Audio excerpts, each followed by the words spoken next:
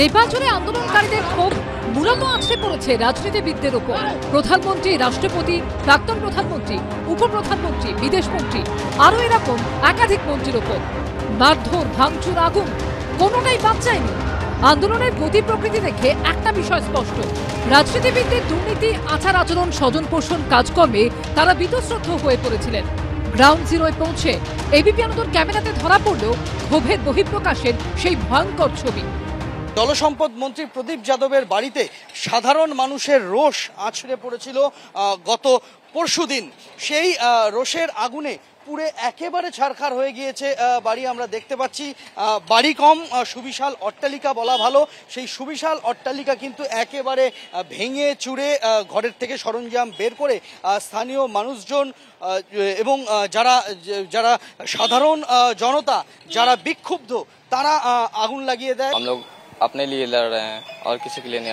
वो चोर के पी लिए लोग बोले कि ये भी नेता है, इसके घर में भी आग लगाओ। নেপালের বীরগঞ্জে জলসম্পদ মন্ত্রী প্রদীপ যাদবের বাড়ির যখন এই হাল, তখন মাসখানেক আগে ওলি মন্ত্রিসভা থেকে পদত্যাগ করেও রেহাই পাননি প্রশাসনিক মন্ত্রী রাজকুমার গুপ্তা। তার বাড়িতেও চলেছে হামলা। বীরগঞ্জে সেই বাড়িতে সাধারণ মানুষের ক্ষোভ আছড়ে পড়েছিল গত পরশুদিন। 1 মাস আগে তিনি পদত্যাগ করেন এবং তিনি পদত্যাগ করলেও তার বিরুদ্ধে যে সাধারণ মানুষের ক্ষোভ ताते बिंदु मात्र भाटा पड़ेनी। क्या मेन आरोप करप्शन है? क्या है कि इस सब का मतलब कि एक नेता होने के कारण से तो इसे मतलब कि केपी ओली का पार्टी का है, मतलब कि और मतलब कि शेर बहादुर का पार्टी का है। इसी माध्यम से मतलब जेएनजी के कारण से मतलब कि जितना नेता का घर है सबका मतलब कि ऐलान था कि मतलब कि सारा नेता के घर मतलब कि जला देने के लिए। বীরগঞ্জে ভাঙচুরের পর আগুন লাগানো হয়েছে আইনমন্ত্রী অজয় চৌরাশিয়ার বাড়িতেও। যে বাড়ি একসময় রাজনৈতিক নেতাকর্মীদের ভিড়ে গমগম করত, আজকে সেই বাড়ি এই রকম ধ্বংসস্তূপের চেহারা নিয়ে দাঁড়িয়ে রয়েছে।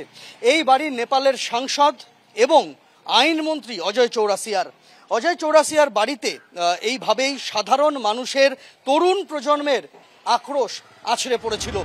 কিন্তু একের পর এক মন্ত্রীর বাড়ির এই হাল হলো কেন? জনপ্রতিনিধি হয়েও কি করে তারা জনগণের মন বুঝতে ব্যর্থ হলেন? তার মানে কি বহুদিন আগেই জনতার থেকে দূরে চলে গেছিলেন তারা? আর তারই জেরে কি আজ এই ভয়ঙ্কর পরিণতি? সন্দীপ সরকারের রিপোর্ট, এবিপি আনন্দ। নেপাল গৌতম বুদ্ধের দেশ। সেই দেশেই এখন বিদ্রোহ, অশান্তির ভয়ঙ্কর ছবি।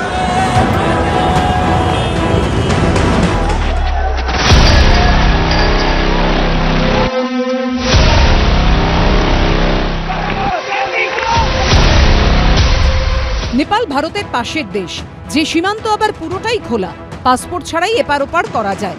পশ্চিমবঙ্গের সঙ্গেও নেপালের প্রায় 100 কিলোমিটার সীমান্ত রয়েছে।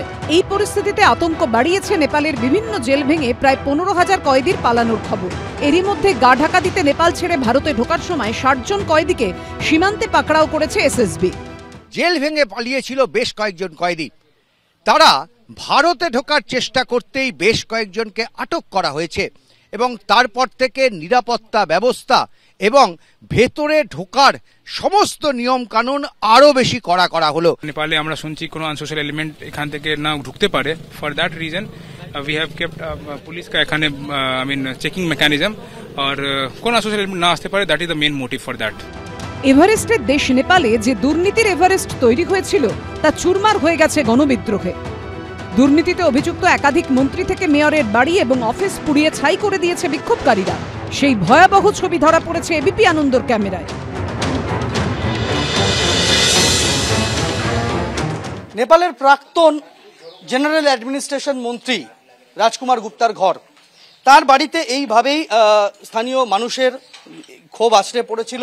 আমরা দেখতে পাচ্ছি সুবিশাল অট্টালিকা, সেই সুবিশাল অট্টালিকার এটা সামনের দিকের অংশ। সামনের দিকের অংশে তার এখানে ড্রয়িং রুম ছিল এবং তার পাশেই এখানে প্রশাসনিক কাজকর্ম করার জন্য একটি ঘর ছিল। এই প্রশাসনিক কাজকর্ম যেখান থেকে হতো পরিচালিত, সেই ঘর এইভাবেই আগুন দিয়ে পুড়িয়ে দেওয়া হয়েছে। ঘরের যাবতীয় সরঞ্জাম সবটাই কিন্তু আগুনের গ্রাসে চলে গিয়েছে। নেপালের যুব প্রজন্ম যখন দুর্নীতির বিরুদ্ধে জোরালো বার্তা দিচ্ছে, তখন এ রাজ্যে নিয়োগ দুর্নীতির আবহে টেপ প্রার্থীদের গলাতে উঠে আসছে নেপালের প্রসঙ্গ। মাননীয় মুখ্যমন্ত্রী এটাই বলবেন, নেপাল থেকে শিক্ষা নিন, 50,000 নিয়োগ দিন। এদিকে নেপালে অন্তর্বর্তী সরকারের প্রধান কে হবেন তা নিয়ে এখনো জল্পনা চলছে। কখনো নাম শোনা যাচ্ছে সুপ্রিম কোর্টের প্রাক্তন প্রধান বিচারপতি সুশীলা কার্কির, আবার কখনো নাম ভাসছে নেপালের বিদ্যুৎ বোর্ডের প্রাক্তন এমডি কুলমান ঘিসিংয়ের। নাম নিয়ে মতভেদের মধ্যেই সূত্রের খবর অন্তর্বর্তী প্রধানমন্ত্রী বাছাই করার জন্য নেপাল সেনাবাহিনী, আন্দোলনকারী ও রাষ্ট্রপতি ভবনের মধ্যে আলোচনা চলছে।